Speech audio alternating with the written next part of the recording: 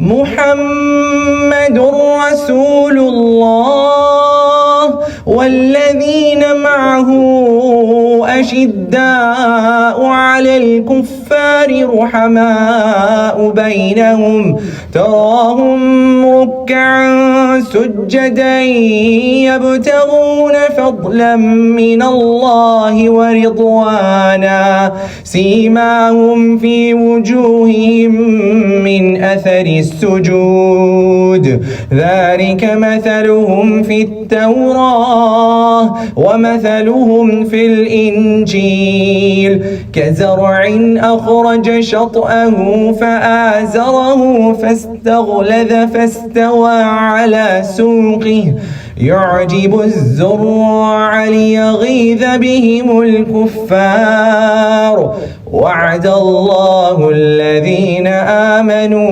وعملوا الصالحات منهم مغفرة وأجرا عظيما. اعوذ باللہ من الشیطان الرجیم. بسم اللہ الرحمن الرحیم. رب اشرح لی صدری ویسر لی امری واحلل عقدۃ من لسانی یفقہوا قولی. ربنا زدنا علما اللہم فقہنا فی الدین ربی یسر ولا تعسر وتمم بالخیر. انشاءاللہ آج ہم چوتھے خلیفہ راشد حضرت علی رضی اللہ تعالیٰ عنہ کے متعلق پڑھیں گے اور شروعات کریں گے ان کے نام اور نسب اور ان کے قبیلے کے متعلق معلومات سے، اور پھر انشاءاللہ آگے ان کے مناقب اور ان کی جو مزید خصوصیات ہیں، بحیثیت خلیفہ انہوں نے کس طرح سے اپنی زندگی گزاری، بچپن کس طرح گزرا رسول اکرم صلی اللہ علیہ وسلم کے ساتھ میں، اور اسی طرح کے اور دوسری چیزیں انشاءاللہ تعالی پڑھیں گے. تو سب سے پہلے ہم دیکھیں گے کہ کس قبیلے سے ان کا تعلق تھا، کس خاندان سے تعلق رکھتے تھے، رسول اکرم صلی اللہ علیہ وسلم کے ساتھ کیا رشتہ تھا. تو علی بن ابی طالب رضی اللہ تعالیٰ عنہ رسول اکرم صلی اللہ علیہ وسلم کے چچا زاد بھائی ہیں. نسب میں ان کے جد اول یعنی کہ دادا عبد المطلب بن ہاشم کے ساتھ جا ملتے ہیں.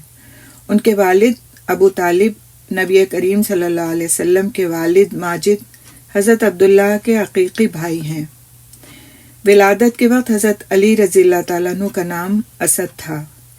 یہ نام ان کی والدہ نے اپنے والد اسد بن ہاشم کے نام پر رکھا تھا. اس کی دلیل غزوہ خیبر کے موقع پر ان کے رجزیہ اشعار میں بھی ملتی ہے، جس کا ترجمہ رکھتی ہوں میں آپ کے سامنے. جو شعر ہے وہ یہ تھا کہ میری ماں نے میرا نام حیدر رکھا ہے، جنگل کے اس شیر کی مانند جو خوفناک منظر کا حامل ہو. اسد شیر کو کہتے ہیں نا، تو انہوں نے ان کی ماں نے ان کا نام یہ رکھا تھا، اور یہ نام انہوں نے ان کی والدہ نے اپنے والد اسد بن ہاشم کے نام پر رکھا تھا، یعنی نانا کے نام پر رکھا تھا. ویسے جو تھے یہ آپ صلی اللہ علیہ وسلم کے حقیقی چچا زاد بھائی تھے.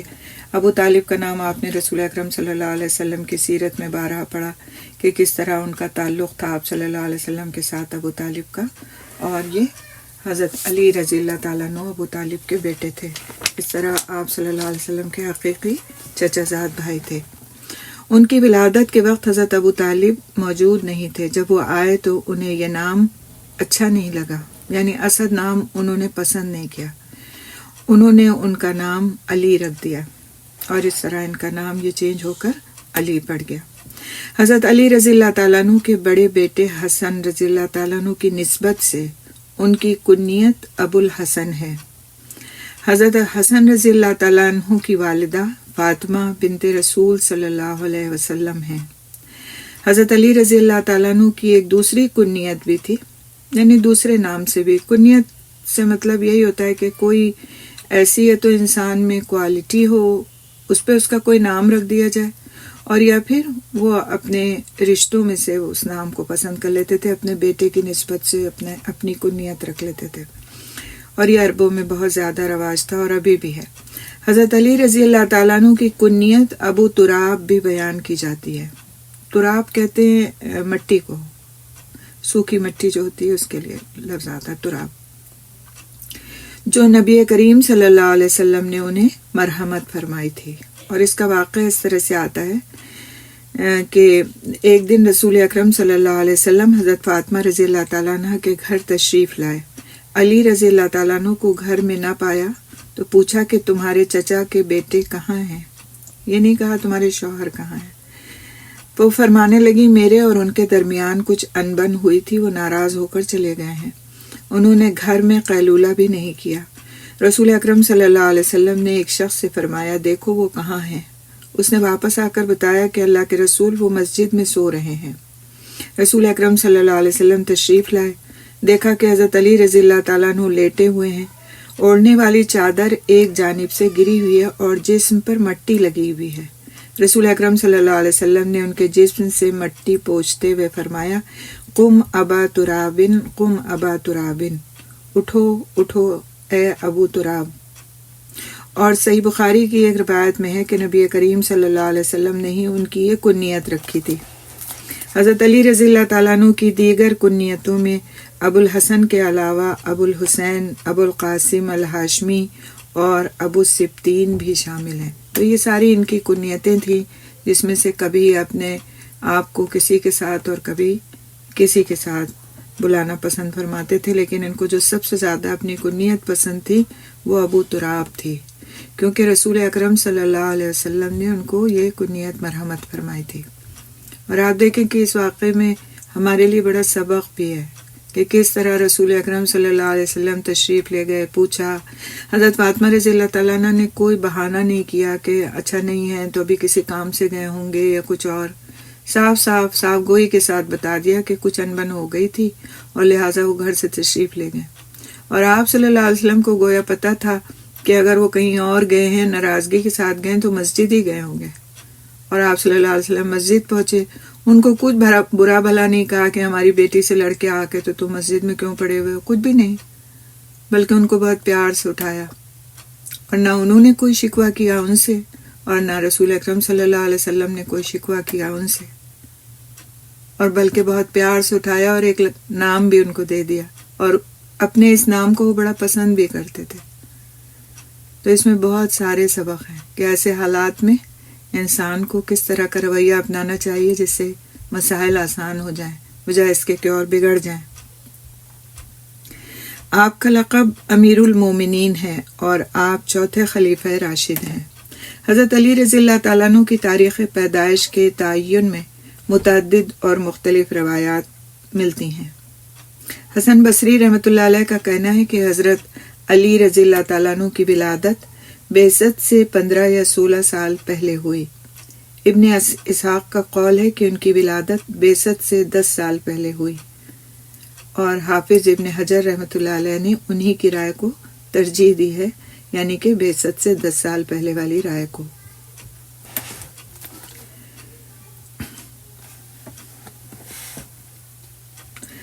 تمام عرب نے قریش کے حسب نسب کی رفت، قیادت کی اہلیت، زبان کی فصاحت، کریمانہ اخلاق اور بہادری و جوان مردی کے اوصاف تسلیم کیے ہیں، جس میں کسی بحث اور اختلاف کی گنجائش نہیں۔ تو قریش کی یہ خصوصیت کیا تھی کہ وہ ابراہیم خلیل اللہ علیہ السلام کی شریعت کے بڑے حصے پر کاربند تھے اور آپس کی الفت اور محبت کی زندگی وہ بسر کر رہے تھے۔ وہ ان بدوؤں کی طرح نہیں تھے جنہیں نہ تو دین نے باوقار بنایا اور نہ وہ آداب زندگی سے مزین ہو سکے۔ تو بنو ہاشم جو تھے وہ قریش میں ربط و تعلق کی بنیاد تھے۔ جب ہم تاریخ اور سیرت کی کتابوں میں ان کے واقعات اور اقوال پڑھتے ہیں تو معلوم ہوتا ہے کہ وہ کریمانہ انسانی جذبات اور احساس والے لوگ تھے، ہر چیز میں اعتدال پر قائم رہتے تھے، عقل و بصیرت میں دوسروں سے برتر اور ایمانی قوت کے مالک تھے۔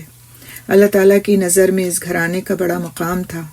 وہ ظلم سے نفرت کرتے تھے اور حق کی مخالفت سے بہت دور تھے، بڑے عالی ہمت تھے، ضعیف و مظلوم پر شفقت و مہربانی کرتے تھے، سخاوت اور شجاعت کے پتلے تھے۔ رسول اکرم صلی اللہ علیہ وسلم کے اجداد کی سیرت بڑی فضیلت والی تھی، ان کے محاسن اعلیٰ اخلاق کی طرف دعوت دیتے تھے۔ انہوں نے زمانے فطرت یعنی حضرت عیسیٰ علیہ السلام اور نبی کریم صلی اللہ علیہ وسلم کے درمیانی وقفے میں زندگی بسر کی، اس لیے ان کے عقائد اور عبادات اس دور کے مروجہ عقیدوں سے مختلف نہیں تھے۔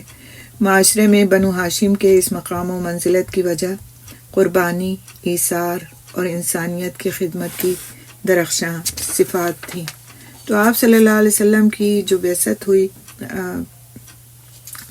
تو آپ صلی اللہ علیہ وسلم کا تعلق کس قبیلے سے تھا؟ قریش کے قبیلے سے تھا اور بنو ہاشم سے تعلق تھا، لہٰذا آپ صلی اللہ علیہ وسلم ایک بہت ہی شرف والے، عزت والے عرب کے قبیلے سے تعلق رکھتے تھے۔ ابو طالب جو کہ حضرت علی رضی اللہ تعالیٰ عنہ کے والد تھے، وہ ایک غریب شخص تھے، زیادہ ان کے پاس مال نہیں تھا، لیکن وہ آپ صلی اللہ علیہ وسلم سے بہت زیادہ محبت کرتے تھے، کہیں بھی ان کے آنے جانے میں ان کے ساتھ رہتے تھے، اور دادا کے بعد آپ صلی اللہ علیہ وسلم کے سرپرست ابو طالب ہی بنے اور ہمیشہ انہی کے ساتھ رہے۔ جب رسول اکرم صلی اللہ علیہ وسلم نے لوگوں کو اللہ کی طرف دعوت دی اور کھلم کھلا اعلان حق کیا تو ابو طالب آپ کی حمایت میں ڈٹ کر کھڑے ہو گئے۔ انہوں نے آپ کی نصرت کرنے اور کسی بھی حالت میں آپ صلی اللہ علیہ وسلم کی مدد سے دستبردار نہ ہونے کا اعلان فرما دیا۔ ابو طالب نے نبوت کے 10ویں سال 15 شوال کو وفات پائی۔ اس وقت ان کی عمر 80 سال سے کچھ اوپر تھی۔ انہوں نے اسلام نہیں قبول کیا۔ اسی سال نبی کریم صلی اللہ علیہ وسلم کی زوجہ حضرت خدیجہ رضی اللہ تعالیٰ عنہا بھی فوت ہوئیں۔ یوں رسول اکرم صلی اللہ علیہ وسلم کو مسلسل آلام اور مصائب کا سامنا کرنا پڑا، اسی لیے اس سال کو عام الحزن کے نام سے یاد کیا جاتا ہے۔ تو حضرت علی رضی اللہ تعالیٰ عنہ کی جو والدہ تھیں وہ بہت جلیل القدر صحابیہ سیدہ فاطمہ بنت اسد بن ہاشم بن عبد مناف بن قصی تھیں، اور وہ پہلی ہاشمی خاتون ہیں جنہوں نے ایک ہاشمی بیٹے کو جنم دیا۔ جب رسول اکرم صلی اللہ علیہ وسلم کے چچا جناب ابو طالب نے اپنے والد عبد المطلب کی وصیت کے مطابق آپ کی کفالت کی ذمہ داری اٹھائی تو آپ صلی اللہ علیہ وسلم نے اس دوران میں حضرت فاطمہ رضی اللہ تعالیٰ عنہ کا بہت زیادہ خیال رکھا، اور رسول اکرم صلی اللہ علیہ وسلم کی والدہ کی وفات کے بعد یہی خاتون آپ کی والدہ کے درجے میں تھیں۔ وہ آپ صلی اللہ علیہ وسلم کے تمام کام انجام دیتی تھیں اور آپ کی تمام ضروریات کا بھرپور خیال رکھتی تھیں۔ نبی کریم صلی اللہ علیہ وسلم نے اپنی زندگی کا کچھ حصہ حضرت فاطمہ رضی اللہ تعالیٰ عنہ کے زیر سایہ بسر کیا اور انہیں اسلام کی دعوت دی۔ تو عربوں میں فاطمہ نام بہت کامن تھا، اور کئی ساری فاطمائیں ہم کو نظر آتی ہیں اسلامی تاریخ میں، جن میں سے کئی کی بہت زیادہ اہمیت اس لیے ہے کیونکہ انہوں نے وہ مسلمان بھی ہوئیں اور پھر اس کے بعد انہوں نے بہت زیادہ خدمات بھی انجام دیں، جن میں سے ایک فاطمہ یہ تھی۔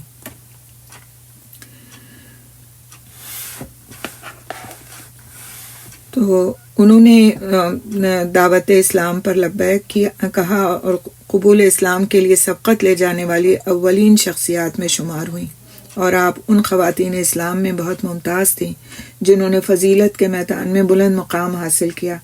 آپ نے سیدہ فاطمۃ الزہرا رضی اللہ تعالیٰ عنہ کے معاملے میں بھی نہایت شفقت و مہربانی کی اعلیٰ مثال قائم کی، اور ان کے عزت مآب والد رسول اکرم صلی اللہ علیہ وسلم کے ساتھ بے مثال حسن سلوک کا برتاؤ کیا۔ تو اس طرح ہم دیکھتے ہیں کہ حضرت علی رضی اللہ تعالیٰ عنہ کے والدین کس طرح کے تھے، اور پھر ان کا حضرت حضور اکرم صلی اللہ علیہ وسلم کے ساتھ تعلق کتنا زیادہ محبت اور شفقت لیے ہوئے تھا۔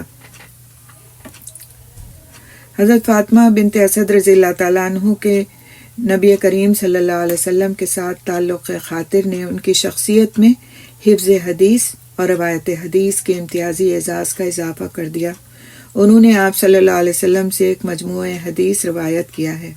رسول اکرم صلی اللہ علیہ وسلم کی نظر میں آپ کا درجہ بہت اونچا تھا، اور آپ صلی اللہ علیہ وسلم انہیں خاص طور پر تحائف پیش فرماتے تھے، یعنی چچا اور چچی دونوں آپ صلی اللہ علیہ وسلم کے ساتھ بہت زیادہ قربت رکھتے تھے۔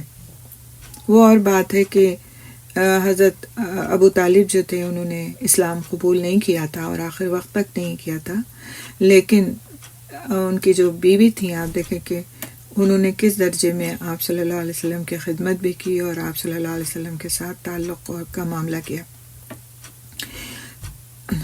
ابو طالب کے 4 بیٹے تھے، ان کے نام طالب، عقیل یا عقیل اور عقیل دونوں طرح سے پروناؤنس کیا جاتا ہے، جعفر اور علی رضی اللہ تعالیٰ عنہ ہیں۔ ان کے علاوہ 2 بیٹیاں ام ہانی اور جمانہ تھیں، اور یہ سب اولاد حضرت فاطمہ بنت اسد سے تھی۔ کنفیوز نہیں ہوئیے گا، وہ حضرت فاطمہ الزہرا رضی اللہ تعالیٰ عنہ جو حضرت علی رضی اللہ تعالیٰ عنہ کی بیوی تھی، ٹھیک ہے، اور یہ کون ہے؟ یہ ہیں حضرت فاطمہ بنت اسد۔ تو ان میں سے ہر بھائی کے درمیان، یہ جو 4 بیٹے تھے، ان میں سے ہر بھائی کے درمیان 10 سال کا فرق تھا۔ طالب عقیل سے 10 سال بڑے تھے اور جعفر رضی اللہ تعالیٰ عنہ حضرت علی رضی اللہ تعالیٰ عنہ سے 10 سال بڑے تھے۔ تو طالب تو ایمان نہیں لائے تھے اور کفر کی حالت میں ہی ان کا انتقال ہوا، لیکن عقیل جو تھے وہ فتح مکہ کے سال ایمان لے آئے تھے، اور جعفر رضی اللہ تعالیٰ عنہ جو تھے وہ اسلام قبول کرنے والوں میں سے سابقین میں سے ہیں۔ مساکین سے بہت محبت کرتے تھے، ان کے ساتھ بیٹھتے تھے، ان کے ساتھ بات چیت کرتے تھے، ان کی خدمت کرتے تھے، اور اسی طرح سے جب حبشہ کے جانب انہوں نے ہجرت کی تو انہوں نے نجاشی کے دربار میں بھی جا کر اسلام کا ایک بھرپور تعارف پیش کیا۔ حضرت علی رضی اللہ تعالیٰ عنہ کی شکل و شباہت کے بارے میں ابن عبد البر کہتے ہیں کہ حضرت علی رضی اللہ تعالیٰ عنہ میانہ قد کے تھے، یعنی درمیانی قد کے تھے، آنکھوں کی سیاہی انتہائی سیاہ اور سفیدی انتہائی سفید تھی، 14ویں کے چاند کی طرح خوبصورت تھے، کندھے چوڑے تھے، ہتھیلیاں مضبوط لیکن نرم و نازک تھیں، اور سر پر بال صرف پچھلی جانب تھے، داڑھی مبارک بڑی تھی، بازو کلائی سے الگ واضح نہ تھے، گویا ایک دوسرے سے پیوستہ تھے، جب چلتے تو خود اعتمادی سے چلتے تھے، کسی کا بازو پکڑتے تو اپنا سانس روک لیتے تھے، کلائیاں اور ہاتھ مضبوط تھے، جنگ کی طرف رواں دواں ہوتے تو چلنے اور دوڑنے کے بین بین حالت و کیفیت اختیار فرماتے، دل کے بہت مضبوط، طاقتور اور بہادر تھے۔ ابن اسحاق رضی اللہ تعالیٰ عنہ نے روایت کیا ہے کہ حضرت علی رضی اللہ تعالیٰ عنہ حضرت خدیجہ رضی اللہ تعالیٰ عنہ کے مسلمان ہونے کے بعد نبی کریم صلی اللہ علیہ وسلم کے پاس آئے تو ان دونوں کو نماز ادا کرتے ہوئے دیکھا۔ حضرت علی رضی اللہ تعالیٰ عنہ نے پوچھا کہ اے محمد صلی اللہ علیہ وسلم، یہ کیا عمل ہے؟ چھوٹے تھے اس وقت، بچے تھے۔ نبی کریم صلی اللہ علیہ وسلم نے فرمایا، یہ اللہ کا وہ دین ہے جسے اس نے اپنے لیے منتخب فرمایا ہے، اور یہی دین رسولوں کو عطا کر کے مبعوث فرمایا ہے۔ میں تمہیں بھی ایک اللہ کی بندگی کی دعوت دیتا ہوں، اب تمہیں لات و عزیٰ کا انکار کرنا ہوگا۔ حضرت علی رضی اللہ تعالیٰ عنہ نے رسول اکرم صلی اللہ علیہ وسلم سے عرض کیا، یہ ایسی بات ہے جو میں نے آج سے پہلے کبھی نہیں سنی۔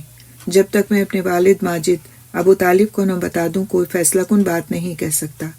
رسول اکرم صلی اللہ علیہ وسلم نہیں چاہتے تھے کہ واضح طور پر اعلان اسلام سے پہلے یہ راز کھل جائے، چنانچہ آپ صلی اللہ علیہ وسلم نے فرمایا، اے علی، جب تک تم اسلام قبول نہیں کرتے اسے ظاہر نہ کرنا۔ چنانچہ حضرت علی رضی اللہ تعالیٰ عنہ اس رات رک گئے اور انتظار کرتے رہے۔ اللہ تعالیٰ نے ان کے دل میں اسلام کی محبت ڈال دی، اور صبح ہوتے ہی وہ رسول اکرم صلی اللہ علیہ وسلم کی خدمت میں آئے اور عرض کیا کہ اے محمد صلی اللہ علیہ وسلم، آپ نے مجھ سے کیا بات کہی تھی؟ رسول اکرم صلی اللہ علیہ وسلم نے فرمایا، تم یہ گواہی دو کہ ایک اللہ کے سوا کوئی حقیقی معبود نہیں، اس کا کوئی شریک نہیں، اور لات و عزیٰ کا انکار کرو، اور اللہ تعالیٰ کے مد مقابل سے بیزاری کا اظہار کرو۔ یہ ارشاد عالی سنتے ہی حضرت علی رضی اللہ تعالیٰ عنہ نے فوراً اسلام قبول کر لیا اور وہی کیا جو انہیں کہا گیا تھا۔ انہوں نے اپنے والد جناب ابو طالب کے خوف سے کچھ عرصے تک اپنے اسلام کو ظاہر نہیں کیا۔ تو اس طرح سے انہوں نے اسلام قبول کیا۔ ابن اسحاق کہتے ہیں کہ بعض اہل علم نے لکھا ہے کہ جب بھی نماز کا وقت ہوتا رسول اکرم صلی اللہ علیہ وسلم مکے کی گھاٹیوں کی طرف چلے جاتے، اور حضرت علی رضی اللہ تعالیٰ عنہ بھی اپنے والد، چچاؤں اور دیگر لوگوں سے چھپ کر آپ کے ساتھ روانہ ہو جاتے تھے، وہاں نمازیں ادا کرتے تھے، جب شام ہو جاتی تو واپس آ جاتے اور مشیت الہی کے مطابق وہ اسی طرح کرتے رہے۔ ایک دن ابو طالب نے ان دونوں کو نماز ادا کرتے ہوئے دیکھ لیا اور رسول اکرم صلی اللہ علیہ وسلم سے پوچھا، میرے بھتیجے یہ کون سا دین ہے جو تم نے اختیار کیا ہے؟ انہوں نے فرمایا، چچا جان، یہ اللہ تعالیٰ، اس کے فرشتوں، اس کے رسولوں اور ہمارے جد امجد ابراہیم علیہ السلام کا دین ہے۔ اللہ تعالیٰ نے مجھے اپنے بندوں کی طرف رسول بنا کر بھیجا ہے۔ چچا جان، آپ میری خیر خواہی اور نصیحت کے زیادہ مستحق ہیں، ہدایت کی دعوت قبول کرنے اور اس بارے میں میری مدد کرنے کا زیادہ حق رکھتے ہیں۔ ابو طالب نے کہا کہ میرے بھتیجے، میں اس راستے اور دین کو نہیں چھوڑ سکتا جس پر میرے آباء و اجداد چلتے چلے آ رہے ہیں، لیکن میں جب تک زندہ ہوں تمہیں کسی تکلیف اور پریشانی کی ضد میں نہیں آنے دوں گا۔ علماء نے لکھا ہے کہ پھر انہوں نے حضرت علی رضی اللہ تعالیٰ عنہ سے پوچھا، بیٹے یہ کیا دین ہے جسے تم نے اختیار کر رکھا ہے؟ انہوں نے کہا کہ ابا جان، میں اللہ تعالیٰ اور اس کے رسول پر ایمان لا چکا ہوں، اور جو دین وہ لے کر آئے ہیں میں نے اس کی تصدیق کی ہے، ان کے ساتھ نماز ادا کی ہے اور ان کی پیروی کی ہے۔ کہا جاتا ہے کہ انہوں نے اپنے بیٹے علی رضی اللہ تعالیٰ عنہ کو کہا، محمد صلی اللہ علیہ وسلم تمہیں خیر و بھلائی کی دعوت دے رہے ہیں، ان کا ساتھ دو۔ یعنی انہوں نے اپنے بیٹے کو اس دین کے اوپر چلے جانے سے روکا نہیں۔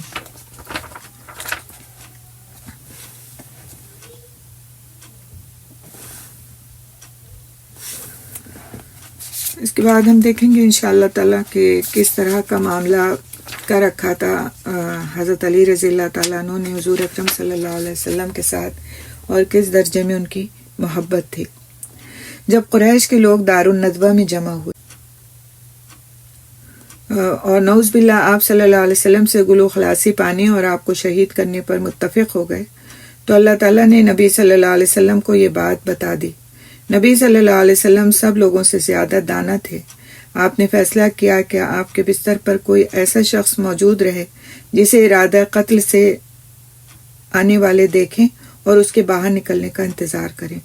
آپ نے اس رات حضرت علی رضی اللہ تعالیٰ عنہ کو اپنے بستر پر سونے کا حکم دیا۔ بھلا کون رسول صلی اللہ علیہ وسلم کے بستر پر سونے کی ہمت کر سکتا تھا جبکہ دشمنوں نے آپ کے گھر کا گھراؤ کر لیا تھا اور آپ کو شہید کرنے کے لیے گھات لگائے بیٹھے تھے؟ کون ان کے گھر میں رہ سکتا تھا جبکہ دشمن آپ کے بستر میں حضرت علی رضی اللہ تعالیٰ عنہ اور رسول صلی اللہ علیہ وسلم کے مابین کوئی امتیاز بھی نہیں کر پائے تھے؟ یہ کام وہی کر سکتا تھا، وہی انجام دے سکتا تھا جو اللہ تعالیٰ کے فضل سے انتہائی بہادر بھی ہو اور جس کو رسول اکرم صلی اللہ علیہ وسلم سے انتہا درجے میں محبت بھی ہو۔ نبی کریم صلی اللہ علیہ وسلم نے انہیں حکم دیا کہ وہ کچھ روز مکے میں قیام کریں تاکہ آپ دشمنوں کی امانتوں کو بغیر کسی کمی کے پوری طرح ادا کر سکیں۔ جب آپ صلی اللہ علیہ وسلم ہجرت کے لیے نکل رہے تھے نا، یہ اس وقت کی بات ہے، امانتیں ادا کر سکیں اور ان وصیتوں کو پورا کر سکیں جو آپ صلی اللہ علیہ وسلم نے کی تھی۔ یہ عدل و انصاف اور ادائے امانت کا ایسا واقعہ ہے جس کی کوئی مثال نہیں ملتی۔ ایک روایت میں آتا ہے کہ رسول اکرم صلی اللہ علیہ وسلم نے انہیں فرمایا، میرے بستر پر میری حضرمی چادر اوڑھ کر سو جاؤ، تمہیں دشمن کی جانب سے کوئی ناگوار بات پیش نہیں آئے گی۔ امام ابن حجر کہتے ہیں کہ موسیٰ بن عقبہ کی ابن شہاب سے روایت ہے، انہوں نے کہا کہ حضرت علی رضی اللہ تعالیٰ عنہ رسول اکرم صلی اللہ علیہ وسلم کے بستر پر سو گئے۔ قریشی باہمی اختلاف کرتے اور سازشوں کا جال بنتے رہے کہ ان میں سے کون بستر والے پر حملہ آور ہو اور اسے باندھ کر لے آئے۔ اسی دوران صبح ہو گئی تو انہوں نے دیکھا کہ وہ تو علی رضی اللہ تعالیٰ عنہ تھے۔ ان سے پوچھ گچھ کی، انہوں نے بتایا کہ انہیں کوئی علم نہیں۔ اس طرح وہ جان گئے کہ رسول اکرم صلی اللہ علیہ وسلم جا چکے ہیں۔ حضرت ابن عباس رضی اللہ تعالیٰ عنہ سے روایت ہے کہ حضرت علی رضی اللہ تعالیٰ عنہ نے اس رات اپنے آپ کو اللہ تعالیٰ کے ہاتھ گویا بیچ دیا تھا، یعنی کہ اپنی جان کو ایک طرح سے اللہ کے دین کی راستے میں قربان کرنے کے لیے پیش کر دیا تھا۔ ان کے ساتھ کوئی بھی معاملہ پیش آ سکتا تھا، کچھ بھی ہو سکتا تھا، قریش ان کے ساتھ کچھ بھی کر سکتے تھے، لیکن انہوں نے اس کی پرواہ کرنے کے بجائے رسول اکرم صلی اللہ علیہ وسلم کے دیے ہوئے حکم کی پابندی کی۔ جب صبح ہوئی، حضرت علی رضی اللہ تعالیٰ عنہ اپنے بستر سے اٹھے اور لوگوں نے انہیں پہچان لیا اور انہیں یقین ہو گیا کہ رسول صلی اللہ علیہ وسلم جان بچا کر چلے گئے ہیں، تو انہوں نے حضرت علی رضی اللہ تعالیٰ عنہ سے پوچھا کہ تمہارے ساتھی کہاں ہیں؟ حضرت علی رضی اللہ تعالیٰ عنہ نے جواب دیا کہ مجھے کیا معلوم، کیا میں ان پر نگران مقرر ہوا تھا؟ تم نے یہاں سے نکل جانے کو کہا، لہٰذا وہ چلے گئے ہوں گے۔ دشمنوں کو اس جرأت مندانہ جواب پر بڑی مایوسی ہوئی۔ انہیں رسول صلی اللہ علیہ وسلم کے چلے جانے پر بہت غصہ تھا، اور وہ اپنے دل میں کہہ رہے تھے کہ کیا ہم اندھے ہو گئے تھے کہ انہیں دیکھ بھی نہ سکے۔ انہوں نے حضرت علی رضی اللہ تعالیٰ عنہ کو برا بھلا کہا، مارا پیٹا اور کھینچ کر مسجد کی طرف لے گئے اور کچھ دیر کے لیے انہیں قید کر دیا اور بعد میں ان کو چھوڑ دیا، لیکن کچھ دیر کے لیے ان کو اس بات پر سزا دی کہ انہوں نے ایسا کیوں کیا اور رسول اکرم صلی اللہ علیہ وسلم کا اس معاملے میں ساتھ کیوں دیا۔ ہم تھوڑا سا یہ دیکھیں گے کہ سیدنا علی رضی اللہ تعالیٰ عنہ کی زندگی میں قرآن کا کیا کردار تھا اور قرآن سے ان کو کس درجے میں انسیت تھی اور کس درجے میں محبت تھی۔ امیر المومنین حضرت علی رضی اللہ تعالیٰ عنہ نے اپنی پوری زندگی قرآن ہی کی معیت میں بسر کر دی۔ وہ نہایت عقیدت اور محبت سے کلام الہی کی تلاوت کرتے تھے، اس پاک کتاب کو حفظ کرتے تھے اور اس کے گراں قدر الفاظ اور معانی پر غور و فکر کرتے تھے اور اس پر اپنے دل و دماغ کی گہرائیوں سے عمل کرتے تھے۔ بہت خوبصورت ان کا یہ قول ہے جو ہم دیکھیں گے۔ وہ فرمایا کرتے تھے، جس نے قرآن پڑھا پھر فوت ہونے کے بعد جہنم کا مستحق قرار پایا، فوت ہونے کے بعد جہنم کا مستحق قرار پایا۔ اور کیا کیا تھا زندگی میں؟ اس نے قرآن پڑھا تھا۔ وہ کہتے ہیں وہ دراصل ان لوگوں میں سے تھا جو اللہ تعالیٰ کی آیات کا مذاق اڑاتا تھا۔ وہ فرمایا کرتے تھے ان لوگوں کو مبارک ہو جو محمد صلی اللہ علیہ وسلم کو تمام انسانوں سے زیادہ محبوب تھے۔ نے قرآن پڑھنے کے باوجود عمل نہ کرنا اور جہنم کا مستحق بننا گویا ان کے نزدیک ایسی بات تھی کہ قرآن کا مذاق اڑاتا ہو۔ کوئی چیز کوئی پڑھے اور اس کے بعد اس پر عمل نہ کرے تو یہ مذاق اڑانا ہی ہے کہ وہ جو کچھ پڑھ رہا ہے اس پر اس کا کوئی اعتقاد، کوئی یقین کچھ بھی نہیں ہے، بلکہ اس کو جو کرنا ہے وہ کرتا ہے۔ تو یہ بہت اہم اور بہت ہی جس طرح کہ ایک فکر دلانے والی ان کی یہ سینگ ہے۔ فرماتے تھے میں کسی ایسے عقل مند کو نہیں جانتا کہ وہ رات کو سورہ بقرہ کی آخری 3 آیتیں پڑھے بغیر سو گیا ہو۔ یعنی عقل مند انسان، اس کا مطلب یہی ہے کہ عقل مند انسان وہ ہو ہی نہیں سکتا جو سورہ بقرہ کی 3 آیتیں رات کے وقت میں آخری 3 آیتیں نہ پڑھ لیتا ہو اور ان کو پڑھے بغیر سو جاتا ہو۔ قرآن کریم کی قدر و منزلت بیان کرتے ہوئے فرماتے تھے یہ عظیم کتاب ہے، اس میں تم سے پہلے گزرے ہوئے اور تمہارے بعد آنے والے لوگوں کی خبر ہے، اس میں تمہارے درمیان موجود لوگوں کے لیے احکام ہے، یہ فیصلہ کن کتاب ہے، کوئی مذاق نہیں ہے۔ کسی سرکش نے اس سے بے رخی اختیار کی تو اللہ تعالیٰ اسے نیست و نابود کر دے گا۔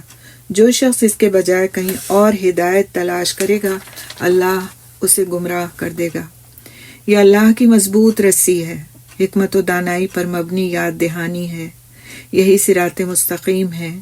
اس کی بدولت خواہشات میں کبھی کجی نہیں آتی، زبانوں میں کبھی ابہام نہیں پیدا ہوتا، اس کے عجائبات لامحدود ہیں اور یہ کبھی ختم نہیں ہوں گے۔ علماء کرام اس سے کبھی سیر نہیں ہوتے۔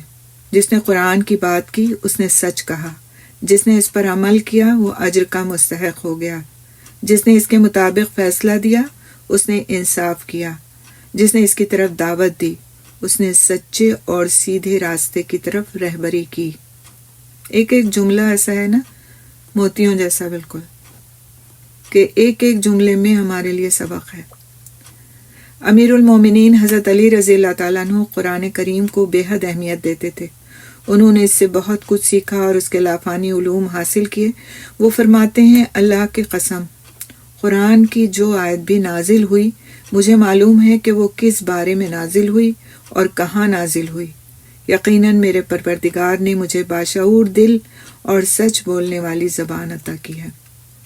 یہ نہیں کہا کہ میرا دل باشعور ہے اور میری زبان سچ بولنے والی ہے، بلکہ اس کی نسبت اللہ سبحانہ تعالیٰ کی طرف کی کہ مجھے میرے رب نے باشعور دل اور سچ بولنے والی زبان عطا کی ہے۔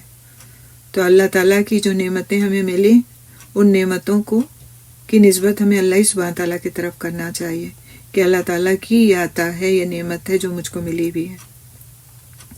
وہ اکثر فرماتے تھے کہ مجھ سے کتاب اللہ کے مطالب اور مفاہیم پوچھو، جو آیت بھی نازل ہوئی مجھے معلوم ہے کہ وہ رات کو نازل ہوئی یا دن کو، میدان میں نازل ہوئی یا پہاڑوں میں۔ اور اس کی وجہ کیا تھی کہ وہ رسول اکرم صلی اللہ علیہ وسلم کے پاس مستقلاً رہا کرتے تھے، دن و رات ان کے آپ صلی اللہ علیہ وسلم کی مجلسوں میں گزرتے تھے۔ ابن عبد البر رحمۃ اللہ علیہ فرماتے ہیں کہ حضرت علی رضی اللہ تعالیٰ عنہ ان جلیل القدر صحابہ میں سے ہیں جنہوں نے رسول اکرم صلی اللہ علیہ وسلم کی زندگی ہی میں قرآن کریم کو جمع کر لیا تھا۔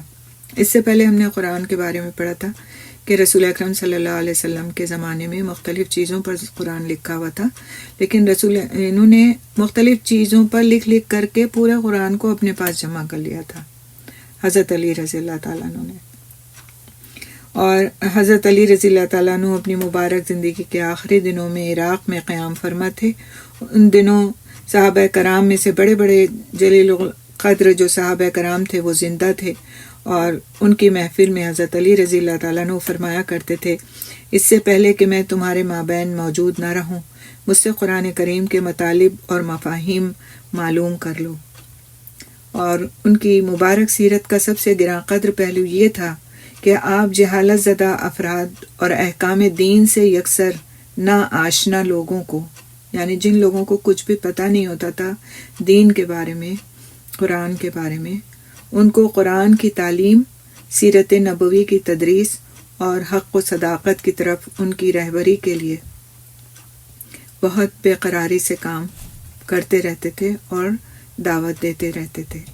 یقیناً سیدنا علی رضی اللہ تعالیٰ عنہ اپنے دور کے بہت بڑے عالم تھے، اور علماء ربانی کا یہی طریقہ ہوتا ہے کہ وہ لوگوں کی بھلائی کی تعلیم و تربیت دینے پر ہمیشہ حریص رہتے ہیں، یعنی ہمیشہ ان کی خواہش ہوتی ہے کہ وہ لوگوں کو اللہ سبحانہ تعالیٰ کے بھیجے ہوئے دین پر کاربند کرنے کے لیے ان کو دعوت دیتے رہیں۔ حضرت علی رضی اللہ تعالیٰ عنہ سے قرآن کی کچھ آیات کی تفسیر ہمیں ملتی ہے ان کی روایات سے، اس کو بھی ہم دیکھیں گے انشاءاللہ تعالیٰ، اور اس سے ہمیں اس بات کا پتہ چلے گا کہ کس طرح وہ قرآن کے ساتھ ان کا تعلق تھا اور کس طرح وہ اس بات میں ماہر تھے کہ قرآن کی جو آیات ہیں اس کی تفسیر کر سکیں۔ حضرت علی رضی اللہ تعالیٰ عنہ فرماتے ہیں کہ جب کوئی نیک بندہ فوت ہوتا ہے تو زمین پر اس کی نماز پڑھنے والی جگہ، اس کے نیک اعمال والی زمین اور آسمان تک پہنچنے والے اعمال کی جگہ روتی ہے، یعنی اس بندے کو یاد کر کے روتی ہے جہاں پر اس نے کوئی نیک عمل کیا ہوتا ہے، جہاں پر اس نے نماز پڑھی ہوتی ہے۔ تو آپ دیکھیں کہ یہ کتنی بڑی بات ہے کہ وہ جگہ روتی ہے اس بندے کو یاد کر کے جہاں پر بیٹھ کر کے وہ یہ کام کیا کرتا تھا۔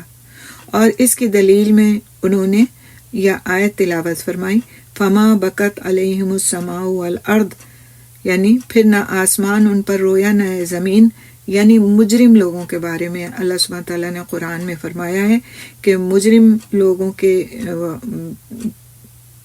جب اس دنیا سے چلے جاتے ہیں تو ان پر نہ آسمان روتا ہے نہ زمین روتی ہے۔ تو اس سے انہوں نے یہ مطلب نکالا کہ جب ایک نیک عمل کرنے والا انسان، ایک نمازی انسان اس دنیا سے گزر جاتا ہے تو وہ جس جگہ پر نماز پڑھتا تھا یا نیک اعمال کرتا تھا وہ جگہ اس کو یاد کر کے روتی ہے۔ اسی طرح خشوع کا مفہوم انہوں نے بتایا۔ امیر المومنین حضرت علی رضی اللہ تعالیٰ عنہ سے سورۃ المومنین کی اس آیت کے بارے میں وضاحت چاہی گئی کہ الذین هم فی صلاتہم خاشعون، جو اپنی نماز میں خشوع اختیار کرتے ہیں۔ تو ان سے پوچھا گیا کہ یہ خشوع کیا چیز ہے؟ انہوں نے جواب دیتے ہوئے فرمایا، خشوع دل میں ہوتا ہے۔ خشوع کہاں ہوتا ہے؟ دل میں ہوتا ہے۔ نیز یہ کہ تم دوسرے مسلمان کے لیے اپنا پہلو نرم رکھو، یعنی نرمی اختیار کرو دوسرے کے لیے، اور نماز میں ادھر ادھر متوجہ نہ ہو۔ یہ تین چیزیں ہیں جو انہوں نے بتائیں کہ یہ خشوع کی ڈیفینیشن ہے. کیا چیز؟ پہلی کہ خشوع دل میں ہوتا ہے، دوسری یہ کہ مسلمان کے لیے تم نرم پہلو اختیار کرو دوسرے مسلمان کے لیے، اور تیسری کیا کہ نماز میں تم ادھر ادھر متوجہ نہ ہو. تو اگر تمہارے اوپر یہ کیفیت ہے گویا تم خشوع والے انسان ہو، تمہارے اندر خشوع ہے. اور ہم کیا سمجھتے ہیں خشوع کیا ہوتا ہے؟ کہ ہم بس ایسا حال حلیہ اختیار کر لیں کہ ہم اللہ کے متقی بندے نظر آئیں. دل میں ہمارے کچھ ہے، کوئی مسئلہ نہیں، لوگوں سے ہمارے معاملات کس طرح کے ہیں، کوئی مسئلہ نہیں، اور ہم سمجھتے ہیں بہت خاشعین میں سے ہیں. تو ہمیں اپنے اس خیال کی تصحیح کر لینا چاہیے، اس کو صحیح کر لینا چاہیے کہ اصل میں خشوع ہوتا کیا ہے. اسی طرح امیر المومنین حضرت علی رضی اللہ تعالیٰ عنہ سے اس آیت کے حوالے سے سوال کیا گیا، الاخلاء یومئذ بعضهم لبعض عدو الا المتقین. وہ دن جب آئے گا تو متقین کو چھوڑ کر باقی سب دوست ایک دوسرے کے دشمن ہو جائیں گے. یعنی جب قیامت کا دن آئے گا تو متقین کو چھوڑ کر باقی اور لوگ جو ہیں وہ ایک دوسرے کے دشمن ہو جائیں گے. اور یہ سورۃ زخرف کی آیت ہے، سورۃ زخرف کی آیت ہے. ٹھیک ہے، تو اس کے جواب میں انہوں نے کیا فرمایا؟ یہ جو آیات ہیں اور ان کی جو حضرت علی رضی اللہ تعالیٰ عنہ نے تفسیر بیان فرمائی ہے، اس کے یہاں پر میرے بیان کرنے کا مقصد یہ ہے کہ وہ بہت زیادہ قرآن کے ساتھ ان کا تعلق تھا، اور وہ اس درجے میں تھا کہ انہوں نے جو تفسیر بیان فرمائی اس کو علماء نے ایکسیپٹ کیا کہ ہاں یہ تفسیر ہے اس کی. اور انہوں نے کس سے سیکھا تھا؟ رسول اکرم صلی اللہ علیہ وسلم سے. تو اس طرح سے یہ تفاسیر جو ہیں جو انہوں نے بیان فرمائی ہیں، اس میں ہمارے لیے بڑے سبق ہیں اور بہت سیکھنے کی باتیں ہیں. تو اس آیت کی تفسیر میں انہوں نے فرمایا کہ یہ دو مومن دوستوں اور دو کافر دوستوں کی داستان ہے. بہت غور سے سننے والا یہ واقعہ ہے، یہ تفسیر ہے.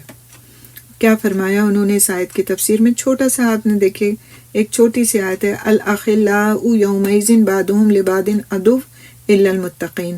وہ دن جب آئے گا تو متقین کو چھوڑ کر باقی سب دوست ایک دوسرے کے دشمن ہو جائیں گے. متقین ایک دوسرے کے دشمن نہیں ہوں گے، ٹھیک ہے، ایک دوسرے کا سہارا ہوں گے، لیکن باقی سب جو ہیں وہ ایک دوسرے کے دشمن ہو جائیں گے قیامت کے دن، کیونکہ ایک کا دوسرے پر کوئی نہ کوئی حق نکلتا ہوگا، اور جب وہ حق مانگنے والا اپنا حق مانگے گا تو ظاہر ہے دشمنی کی فضا ہو جائے گی. تو جواب کیا دیا انہوں نے کہ یہ دو مومن دوستوں اور دو کافر دوستوں کی داستان ہے. ان دونوں مومنوں میں سے ایک فوت ہو گیا، اسے جنت کی بشارت ملی تو اسے اپنا مومن دوست یاد آیا. وہ کہنے لگا، اے میرے رب، میرا فلاں دوست مجھے ہمیشہ خیر و بھلائی کا حکم دیتا اور برائی سے منع کرتا تھا.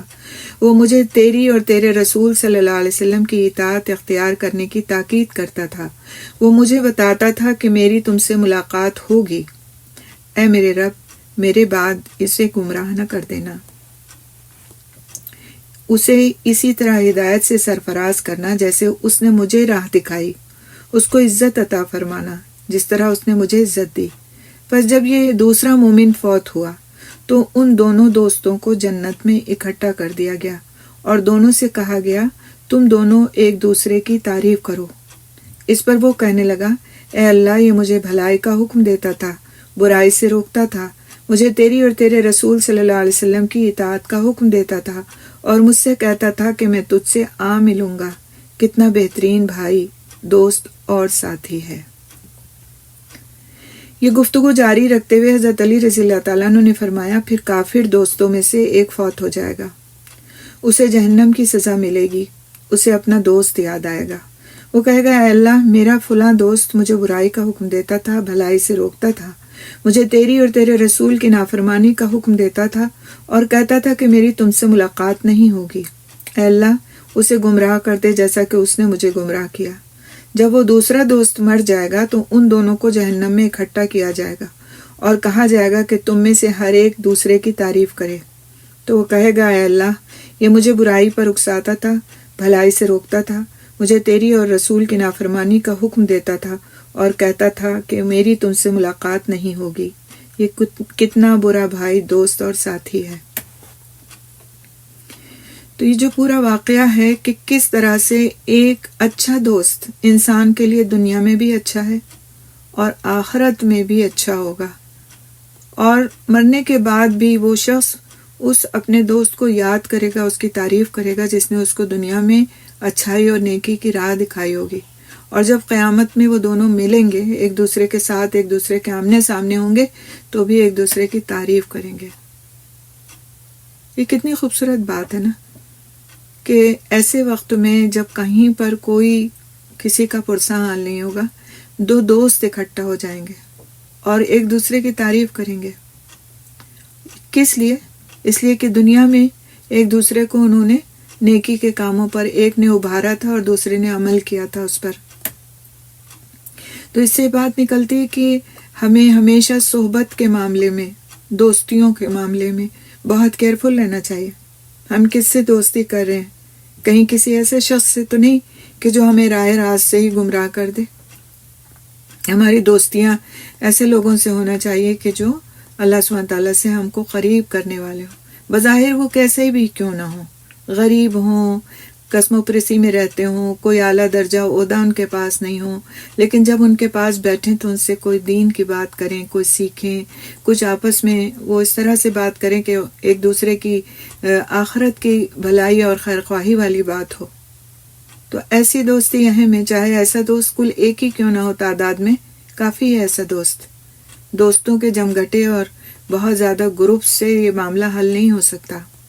آج سمجھا جاتا ہے کہ جس کے بہت زیادہ دوست ہیں وہ بہت زیادہ سوشل ہے، بہت زیادہ کلچرڈ ہے، بہت زیادہ خوبیوں والا شخص ہے، اسی لیے تو اس کے دوست احباب بہت ہیں۔ لیکن اصل حقیقت اللہ کے نزدیک کیا ہے کہ دوست چاہے کم ہوں، ایک ہی کیوں نہ ہو، لیکن اللہ کے نزدیک جس کی اہمیت ہو ایسا شخص ہو۔ اور اس کے لیے ہمیں دعا بھی سکھائی گئی جو ہمیں اپنے بچوں کو بھی سکھانی چاہیے، اللہم جلیسن صالحن، یعنی اللہ تعالیٰ تو مجھ کو اچھا دوست نصیب فرما، اچھا دوست نصیب فرما۔ اللہم آتنی جلیسن صالحن، اللہم جلیسن صالحن دونوں طرح سے پڑھا جا سکتا ہے، لیکن یہ ہے کہ اچھے دوست کی دعا ہے یہ، کہ اچھے دوست کے لیے دعا مانگنی چاہیے، خود بھی مانگیں، اپنے بچوں کو بھی سکھائیں۔ اللہم آتنی جلیسن صالحن، کل چار لفظ ہیں، تو اس کا مانگنا کوئی مشکل کام بھی نہیں ہے۔ تو ہمیشہ دوستیوں پر بہت نظر رکھنے کی ضرورت ہے، خود اپنی بھی دوستیوں پر اور اپنے بچوں کی دوستیوں پر، کیونکہ انسان اپنے دوست کے دین پر ہوتا ہے، حدیث کا مفہوم ہے۔ لہٰذا دوست کے دین پر ہونے کا مطلب کیا ہے کہ اسی طریقے کو وہ اختیار کرتا ہے جیسا کہ اس کا دوست کسی طریقے کو اختیار کیے ہوئے ہوتا ہے۔ آپ بچوں کو دیکھیے کہ وہ آپ سے نت نئی فرمائشیں کیوں کرتے ہیں اسکول سے آنے کے بعد، کیونکہ وہ دیکھتے ہیں کہ اسکول میں فلاں بچہ جو ہے فلاں طرح کی ٹی شرٹ پہن کے آیا، فلاں طرح کے جوتے پہن کے آیا، جن اسکولوں میں یونیفارمز نہیں ہیں، ٹھیک ہے، تو ان کی بھی ویسے ہی خواہش ہوتی ہے کہ ان کو بھی ویسے ہی دلایا جائے، ویسے ہی ان کے ساتھ معاملہ کیا جائے، اور اگر نہیں ملتا تو اپنے آپ کو بڑا بیچارہ سمجھنے لگ جاتے ہیں۔ تو ان چیزوں پر نظر رکھنے کی بچپن سے ہی ضرورت ہے۔ اس کے علاوہ انہوں نے ایک اور آیت کی تفسیر فرماتے ہوئے زہد کے بارے میں فرمایا، یعنی کہ جو زہد کے لیے اگر ہم کہنا چاہیں کہ زہد و قناعت، تو اس کا مطلب کیا ہوتا ہے کہ اللہ سبحانہ تعالیٰ کی دی ہوئی چیزوں پر مطمئن رہنا، بہت زیادہ کی تمنا نہ کرنا، اور اپنے دل کے اندر ایک طرح کی اس کی وجہ سے جو نعمتیں ملی ہیں اس پر اطمینان اور شکر کا احساس ہونا، یہ انسان کی زہد و قناعت کی علامت ہے کہ اس کے اندر اور کی خواہش نہیں ہے، حرص نہیں ہے، اور وہ اپنے آپ کو اس بات پر اللہ کا مشکور پاتا ہے کہ جو کچھ اللہ نے اس کو عطا فرما دیا۔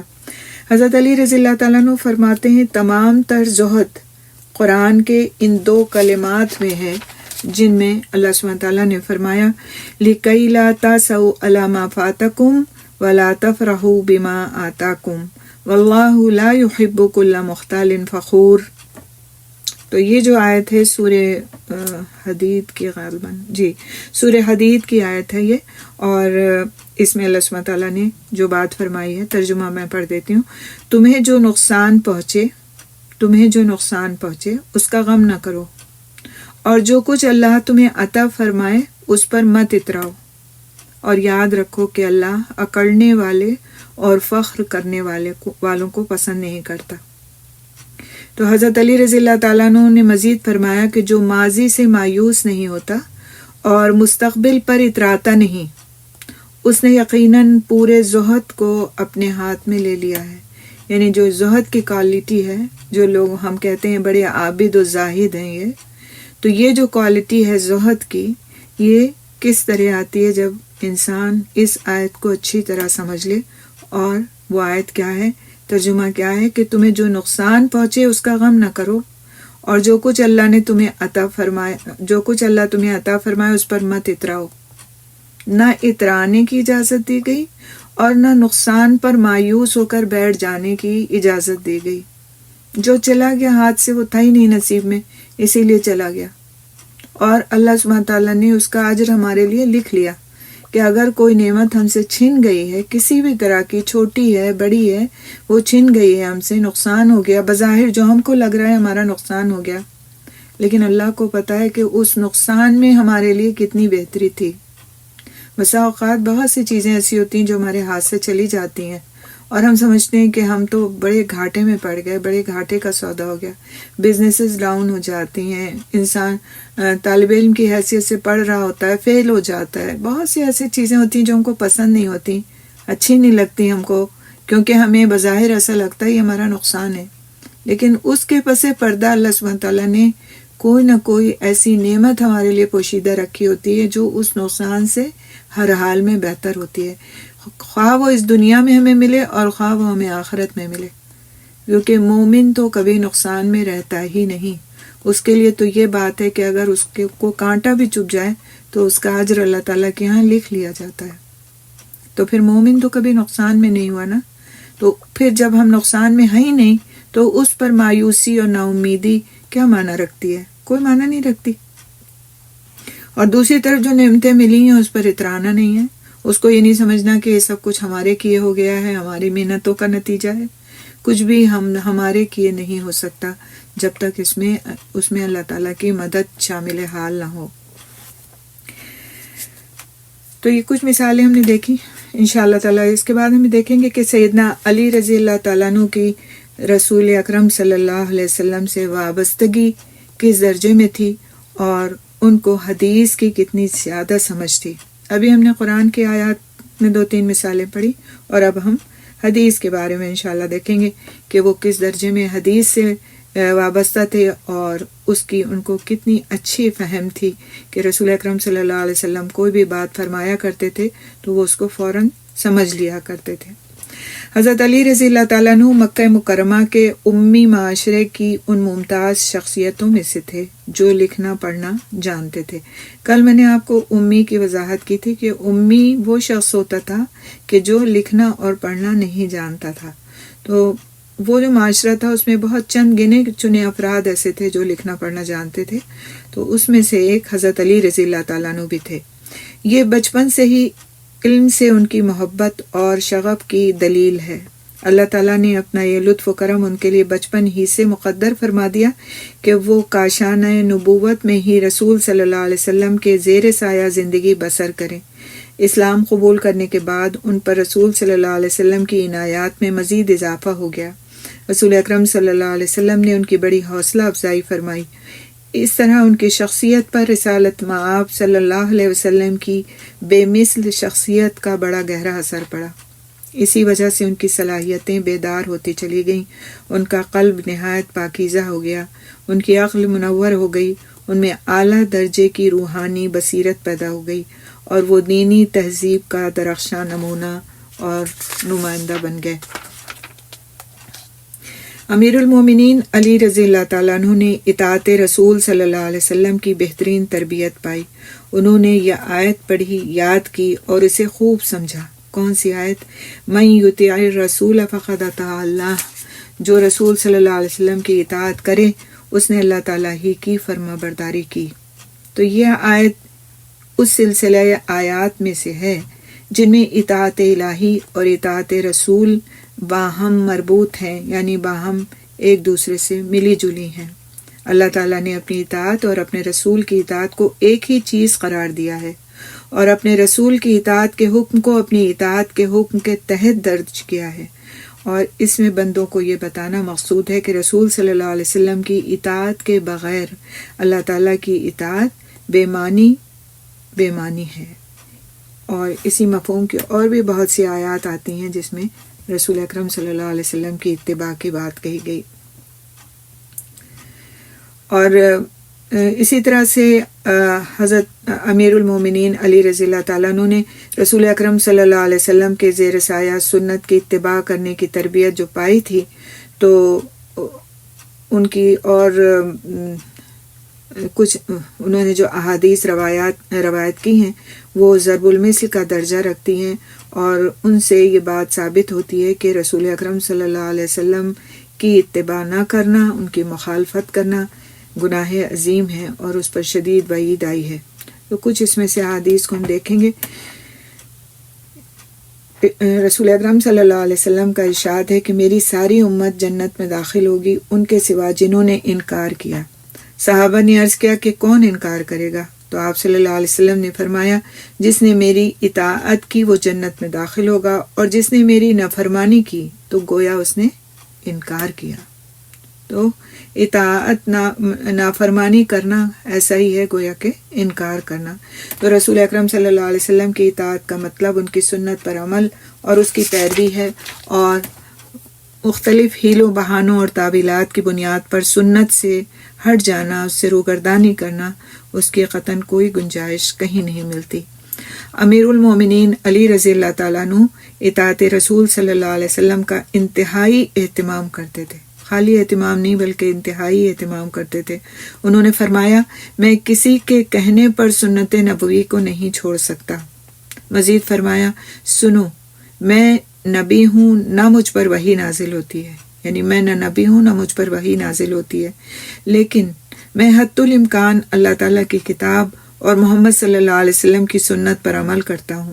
سنت کو مضبوطی سے تھامنے، اس کے انتظام اور اس کی دعوت کا یہی بہترین نمونہ ہے۔ تو امیر المومنین حضرت علی رضی اللہ تعالیٰ عنہ کے اقوال اور اعمال اطاعت رسول صلی اللہ علیہ وسلم اور اتباع سنت کے اسی واضح تصور کو ہم ان کی زندگی میں دیکھتے ہیں۔ آپ سنت کا اس قدر اہتمام کرتے تھے کہ احادیث کی روایت کو تحقیق اور ثبوت کے بغیر بالکل صحیح نہیں سمجھتے تھے۔ انہوں نے ایک موقع پر فرمایا، جب میں رسول صلی اللہ علیہ وسلم کی حدیث بیان کرتا ہوں، بہت غور سے سننے والی بات ہے، جب میں رسول صلی اللہ علیہ وسلم کی حدیث بیان کرتا ہوں تو مجھے ان پر جھوٹ باندھنے سے زیادہ یہ پسند ہے کہ میں آسمان سے گر پڑوں، یعنی مجھے آسمان سے نیچے پھینک دیا جائے۔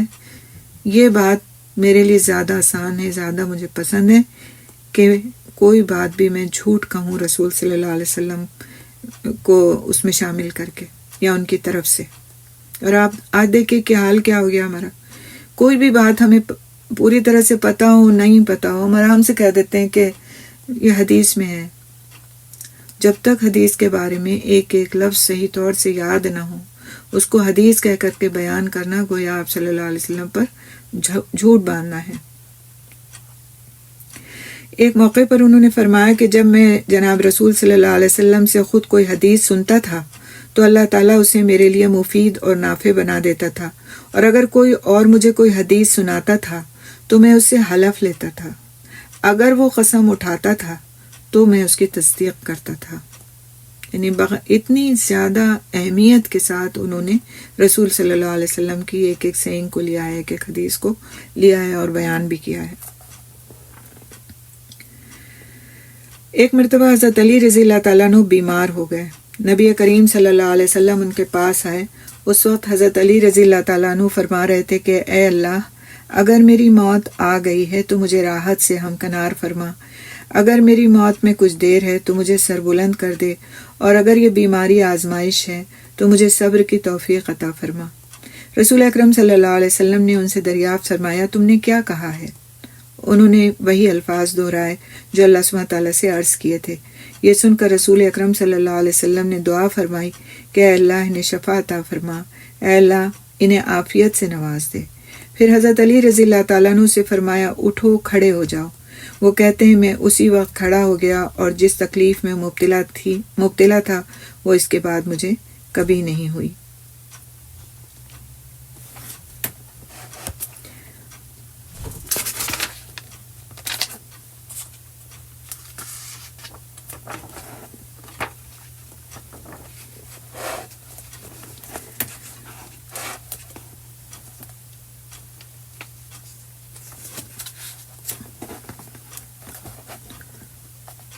نبی صلی اللہ علیہ وسلم پر جھوٹ باندھنے سے اجتناب، جس طرح سے وہ جس حال میں کرتے تھے اس کو ابھی ہم نے پڑھا، اور